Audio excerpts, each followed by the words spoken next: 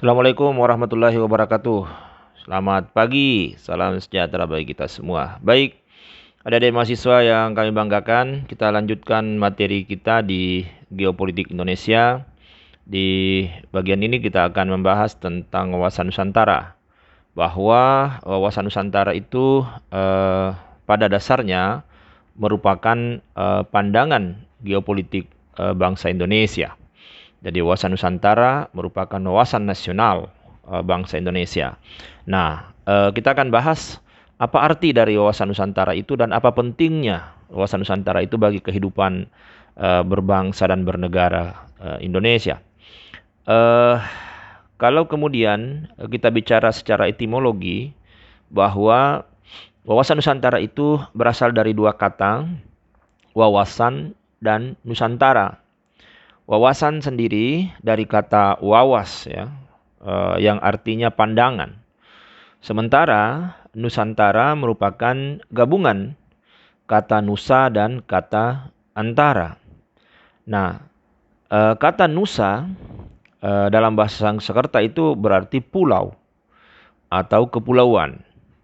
Dalam bahasa Latin itu berasal dari kata nesos yang berarti semenanjung atau suatu bangsa.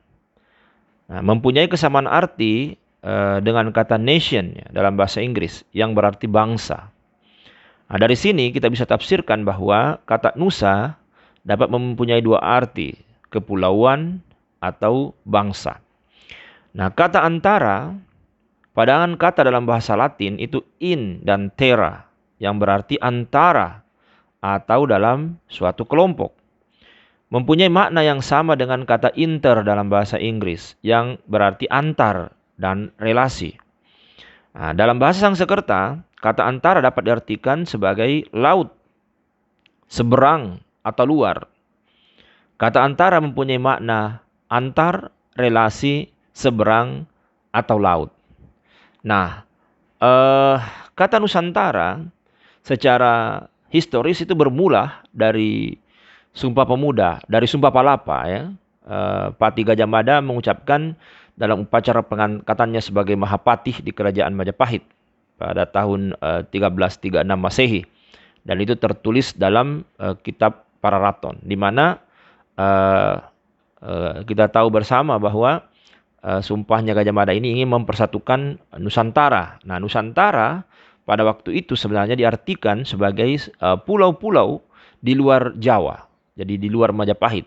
Makanya kemudian ya, mau mempersatukan pulau-pulau di luar Jawa itu untuk menjadi bagian dari kerajaan Majapahit. Nah, pada acara Kongres Pemuda Indonesia kedua tahun 1928, di mana di situ ada peristiwa Sumpah Pemuda, digunakan istilah Indonesia sebagai pengganti Nusantara.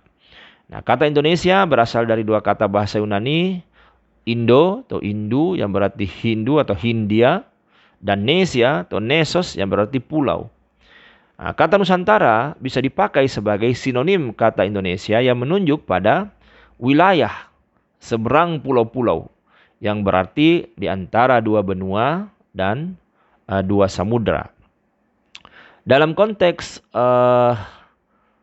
terminologinya ya, jadi kalau kita mau lihat wawasan Nusantara itu secara terminologis, di mana tentu kalau bicara terminologis itu berarti pengertian yang dihubungkan dengan konteks istilah tersebut. Nah, pengertian istilah menurut para ahli atau lembaga yang mengkaji konsep tersebut. Nah, ada beberapa yang mengemukakan itu, misalnya Hasnan Habib, dia mengatakan bahwa wawasan Nusantara itu adalah kebulatan wilayah nasional, termasuk satu kesatuan bangsa, satu tujuan dan tekad perjuangan, satu kesatuan hukum, sosial budaya, ekonomi, dan pertahanan keamanan. Kemudian Majelis Permusyawaratan Rakyat tahun 1998 mengatakan bahwa wawasan Nusantara itu adalah cara pandang dan sikap bangsa Indonesia mengenai diri dan lingkungannya dengan mengutamakan persatuan dan kesatuan bangsa serta kesatuan wilayah dalam penyelenggaraan kehidupan bermasyarakat, berbangsa, dan bernegara. Kemudian Lemhanas, Lembaga Ketahanan Nasional, tahun 1999 mengatakan bahwa wawasan Nusantara itu adalah cara pandang dan sikap bangsa Indonesia mengenai diri dan lingkungannya yang serba beragam dan bernilai strategis. Serba beragam dan bernilai strategis. Dengan mengutamakan persatuan dan kesatuan bangsa serta kesatuan wilayah dalam penyelenggaraan kehidupan bermasyarakat, berbangsa dan bernegara untuk mencapai tujuan nasional. Nah, sehingga kemudian kita bisa menyimpulkan bahwa wawasan Nusantara itu adalah cara pandang dan sikap bangsa Indonesia tentang dirinya yang bhinneka. Jadi berbeda-beda, ya, beragam, multikulturalisme, ya, heterogen, majemuk, plural gitu. Yang serta lingkungan geografinya yang berwujud negara kepulauan. Negara kepulauan berciri Nusantara. Berdasarkan Pancasila dan Undang-Undang Dasar 1945. Sehingga sebenarnya bahwa hakikat atau esensi dari wawasan Nusantara itu adalah dua, persatuan bangsa dan kesatuan wilayah. Nah, disinilah kemudian dua istilah ini perlu dipahami bersama bahwa kalau kita bicara wilayah itu kesatuan. Jadi NKRI, Negara Kesatuan Republik Indonesia. Jadi wilayah, ya, dari Sabang sampai Merauke itu pulau-pulau kita kurang lebih 17.000 pulau, di mana kemudian terdiri atas 34 provinsi, lebih 506 kabupaten kota. Nah, itu satu kesatuan. Satu kesatuan. Sementara kalau kita bicara bangsa, bicara rakyat, bicara penduduk, bicara suku-suku bangsa, tentu bukan kesatuan bangsa, tapi persatuan bangsa. Makanya sila ketiga kita itu persatuan Indonesia. Karena ya bersatunya perbedaan.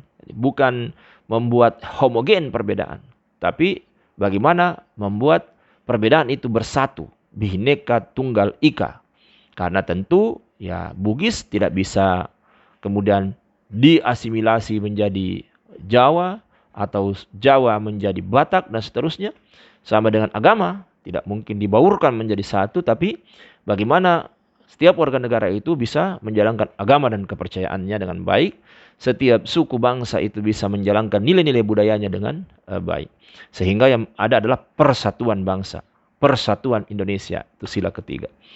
Nah, kemudian bagaimana Anda memandang wilayah Indonesia? Nah, ini adik-adik kalau melihat ini kan tentu ini bukan sesuatu yang muncul begitu saja, ya. Karena dulu di masa Hindia Belanda itu masih berlaku hukum Hindia Belanda itu sampai 1957, ya, di mana ya wilayah laut Indonesia itu hanya 3 mil, sehingga antara Sumatera, Kalimantan Jawa, Kalimantan Sulawesi itu adalah laut bebas. Nanti setelah kemudian ada deklarasi Juanda tahun 1957, itu kemudian menyampaikan tentang wilayah laut antar pulau itu adalah laut Indonesia.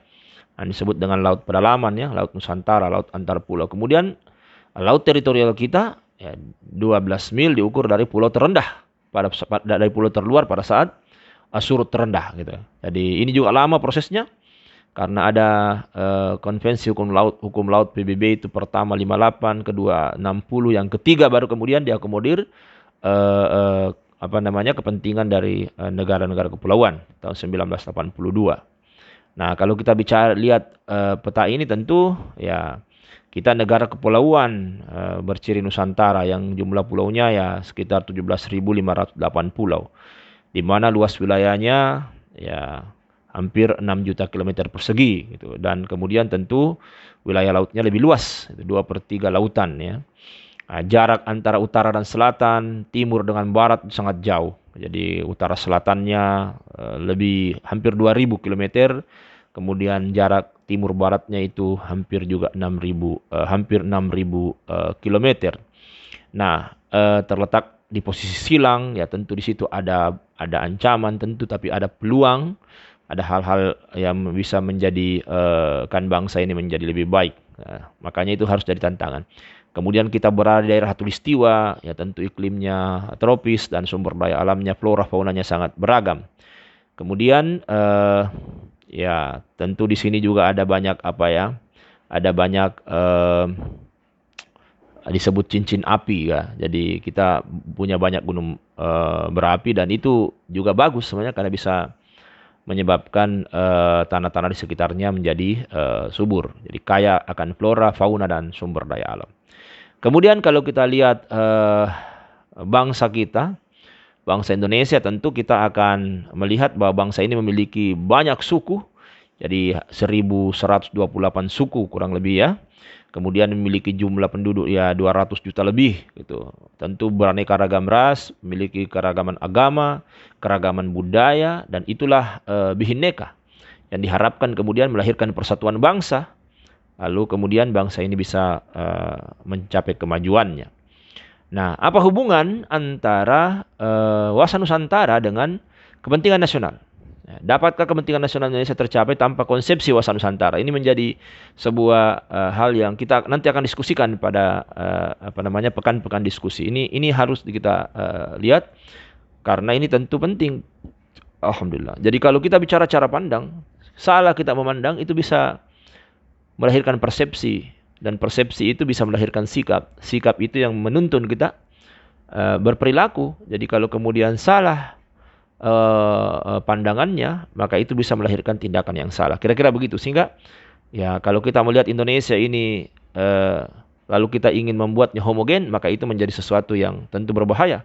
Karena dari dulu bangsa ini adalah bangsa yang beragam. Sehingga kita harus memperlakukan keberagaman itu dalam kesederajatan. Nah, kemudian kalau kita bicara kehidupan nasional kita, wawasan Nusantara peranannya itu tentu untuk mewujudkan serta memelihara persatuan dan kesatuan yang serasi dan selaras pada segenap aspek kehidupan nasional kita.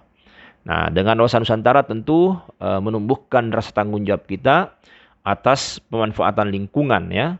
Jadi ini peran ini tentu berkaitan dengan adanya hubungan yang erat dan saling terkait dan ketergantungan antara bangsa dan ruang hidupnya. Oleh karena itu, pemanfaatan lingkungan harus bertanggung jawab. Karena jika tidak, maka akan menimbulkan kerusakan lingkungan yang pada akhirnya akan merugikan bangsa ini. Karena ya tentu ada istilah yang populer ya bahwa sumber daya alam ini bukan warisan, tapi sumber daya alam ini adalah titipan dari generasi-generasi yang akan datang, anak cucu bangsa ini ya. Kemudian yang kedua adalah menegakkan kekuasaan guna melindungi kepentingan nasional. Jadi kepentingan nasional menjadi dasar hubungan antar bangsa. Apabila suatu bangsa kepentingan nasionalnya sejalan atau paralel dengan kepentingan nasional bangsa lain, maka kedua bangsa itu akan mudah menjalin hubungan persahabatan. Kemudian dalam konteks internal tentu ya negara itu untuk mewujudkan tujuan bangsanya. Lalu negara itu diwujudkan dalam bentuk badan-badan, lembaga-lembaga, dalam hal ini pemerintah secara luas untuk kemudian mewujudkan tujuan rakyatnya, sehingga harus ada harmoni antara hak dan kewajiban di dalamnya, sehingga ya pemerintah bisa memfasilitasi tercapainya cita-cita dan tujuan nasional kita untuk mewujudkan suatu masyarakat adil dan makmur.